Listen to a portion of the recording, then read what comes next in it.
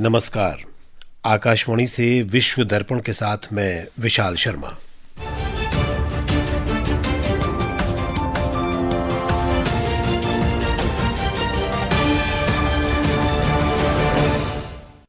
मुख्य समाचार। सरकार ने कहा, भारत अप्रतिबंधित स्रोतों से सबसे सस्ता और उच्चतम गुणवत्ता का कच्चा तेल आयात करेगा। ब्रिक्स देशों के प्रतिनिधियों की नई दिल्ली में बैठक।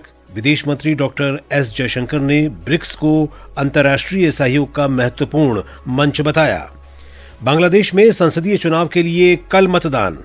अल्पसंख्यक नेताओं और इस्लामिक विद्वानों का बांग्लादेश राष्ट्रवादी पार्टी को समर्थन। नेपाल में बागमती प्रांत के रामेछाप के मंथाली इलाके में बस दुर्घटना में 12 लोगों की मौत। भगवान बुद्ध के पवित्र देवनीमोरी अवशेष आज श्रीलंका से भारत लाए जा रहे हैं।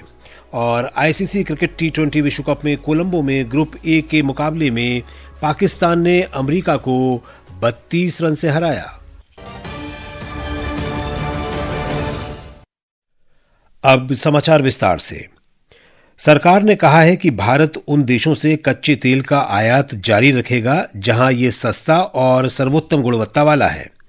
भारतीय तेल कंपनियां भू राजनीतिक स्थिति और प्रतिबंधित न किए गए स्रोतों को ध्यान में रखते हुए तेल की खरीद करेंगी। एक रिपोर्ट। विदेश मंत्रालय और वाणिज्य मंत्रालय के शीर्ष अधिकारियों ने कल कांग्रेस नेता शशि थरूर की अध्यक्षता वाली संसदीय विदेश मामलों की स्थायी समिति को ये जानकारी दी। श्री थरूर ने पत्रकारों को बताया कि बैठक में 30 सदस्यों में से 28 सदस्य उपस्थित रहे। श्री थरूर ने कहा कि बैठक का अधिकांश समय भारत अमेरिका व्यापार समझौते और भारत यूरोपीय संघ मुक्त व्यापार समझौते पर केंद्रित रहा और रूसी तेल और कृषि उत्पादों सहित सभी विषयों पर चर्चा हुई। उन्होंने कहा कि अधिकारियों ने समिति को बताया कि भारत अमेरिका के साथ अंतरिम समझौते को आखिरी रूप देने पर काम करेगा और लोगों को इसके विस्तृत विवरण के लिए इंतजार करना चाहिए। श्री थरूर ने कहा कि भारत उन देशों में शामिल है जिन्हें सबसे कम दर मिली है। विश्व दर्पण के लिए मैं आकर्षता सिंह। अमेरिका के व्यापार प्रतिनिधि राजदूत जेमिसन ग्रीर ने भारत को अमेरिका की कंपनियों के लिए चीन से बेहतर और एक व्यवहार्य विकल्प बताया है। श्री ग्रीर ने कहा कि इस समझौते का प्रभाव आने वाले कई वर्षों तक महसूस किया जाएगा।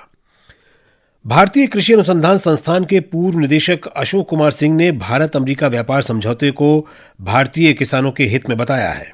जो हम भारत से निर्यात करते हैं उनमें मुख्य रूप से अमेरिका में हमारा बासमती चावल जाता है, श्रिम्प यानी कि झींगा मछली जाती है, और पहले जो इसके ऊपर 50% ड्यूटी लगाने की बात की गई थी, इस अनुबंध के तहत इसको घटा करके 18% कर दिया गया है। तो इस प्रकार से ये समझौता सब मिला करके भारतीय किसानों उपभोक्ताओं के हित में है, ये मेरा मानना है। इस बीच आयुर्वेदिक औषधि निर्माता संघ AMAM के अध्यक्ष डॉक्टर प्रदीप मुल्तानी ने कहा है कि औषधि उत्पाद, विशेष रूप से जेनेरिक दवाएं, प्रतिकूल टैरिफ उपायों से सुरक्षित रहेंगी, जिससे अमेरिका को निर्यात की निरंतरता सुनिश्चित होगी। जब दुनिया भर में सस्ती और भरोसेमंद दवाइयों की जरूरत बढ़ रही है, इस समझौते से भारतीय फार्मा कंपनियों को भरोसा मिला है, क्योंकि जेनेरिक दवाइयों पर अतिरिक्त टैरिफ का खतरा फिलहाल नहीं है, जिससे अमेरिका, जो भारत का सबसे बड़ा दवा निर्यात बाजार है, उसमें हमारी सप्लाई लगातार जारी रह सकेगी। फ्रांस के राष्ट्रपति इमैनुअल मैक्रों 17 फरवरी से 3 दिन की आधिकारिक यात्रा पर भारत आएंगे। वे 19 फरवरी को नई दिल्ली में आयोजित होने वाले AI इम्पैक्ट समिट में भाग लेंगे। विदेश मंत्रालय ने बताया कि इस दौरान वे प्रधानमंत्री नरेंद्र मोदी के साथ होराइजन 2047 रोड मैप पर भी चर्चा करेंगे। दोनों नेता मुंबई में भारत फ्रांस नवाचार वर्ष का संयुक्त रूप से उद्घाटन भी करेंगे। इजराइल के प्रधानमंत्री बेंजामिन नेतन्याहू आज वॉशिंगटन में अमेरिकी राष्ट्रपति डोनाल्ड ट्रंप से मुलाकात करेंगे। इस दौरान वे ईरान के बैलिस्टिक मिसाइल कार्यक्रम पर कड़ा रुख अपनाने के लिए अमेरिकी राष्ट्रपति पर दबाव बनाने की कोशिश करेंगे। व्हाइट हाउस की प्रेस सचिव कैरोलिन लिवेट ने कहा है कि चर्चा ऊर्जा और विनियमन में ढील पर केंद्रित होगी। ट्रंप के सत्ता में लौटने के 1 साल बाद अमेरिका में ये उनकी छठी मुलाकात होगी। अक्टूबर में यरूशलेम में भी उनकी मुलाकात हुई थी, जब ट्रंप ने गाजा में युद्ध विराम की घोषणा की थी। विश्व दर्पण समाचार आकाशवाणी से प्रसारित किए जा रहे हैं। ताजा समाचार जानने के लिए आप हमारे social media handle x@AIR News Hindi को फॉलो कर सकते हैं। विश्व दर्पण में आपका फिर स्वागत है। कनाडा के टम्बलर रिज में एक स्कूल में हुई गोलीबारी में 10 लोगों की मौत की खबर है। घटना में कई लोग घायल भी हुए हैं। पुलिस के अनुसार हमलावर ने खुद को गोली मार ली। स्कूल के अंदर 6 लोगों के शव मिले हैं। मामले की जांच जारी है। कनाडा के प्रधानमंत्री मार्क कार्नी ने घटना पर दुख व्यक्त किया है।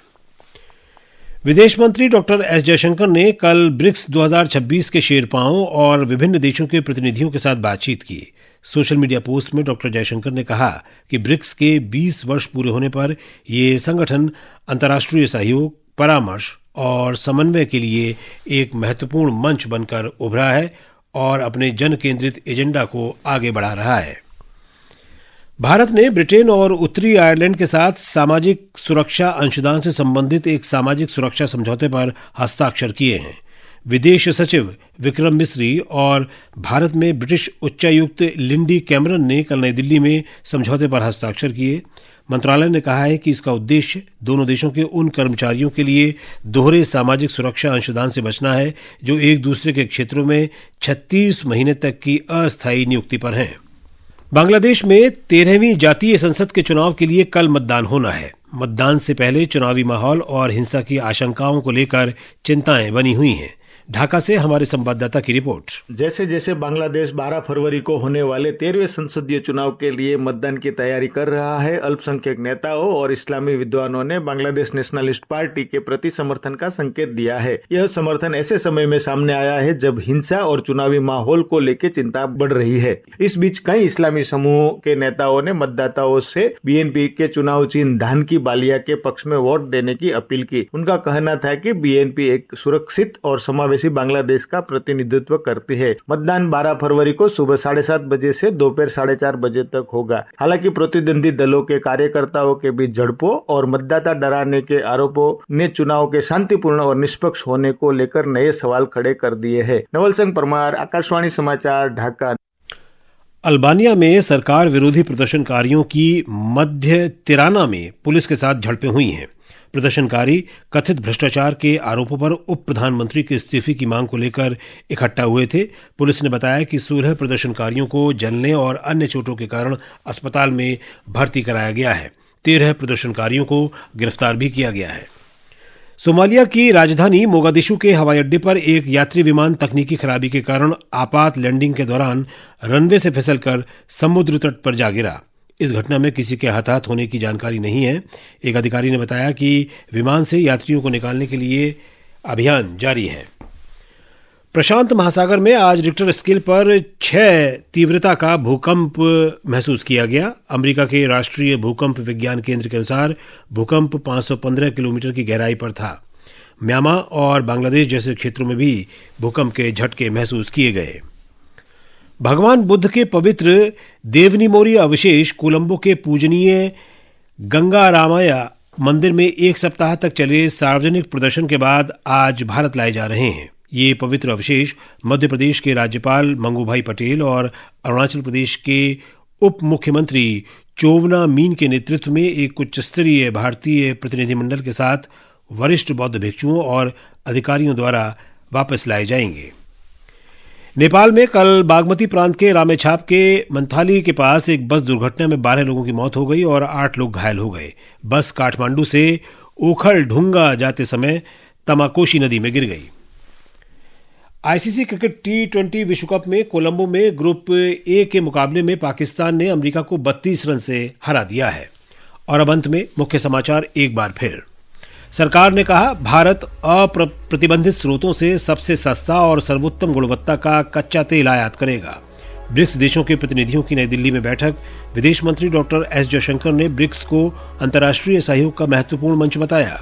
बांग्लादेश में संसदीय चुनाव के लिए कल मतदान। अल्पसंख्यक नेताओं और इस्लामी विद्वानों का बांग्लादेश राष्ट्रवादी पार्टी को समर्थन। नेपाल में बागमती प्रांत के रामेछाप के मंथाली इलाके में बस दुर्घटना में 12 लोगों की मौत। और भगवान बुद्ध के पवित्र देवनीमोरी अवशेष आज श्रीलंका से भारत लाए जा रहे हैं। इसके साथ ही विश्व दर्पण का ये अंक समाप्त हुआ। नमस्कार।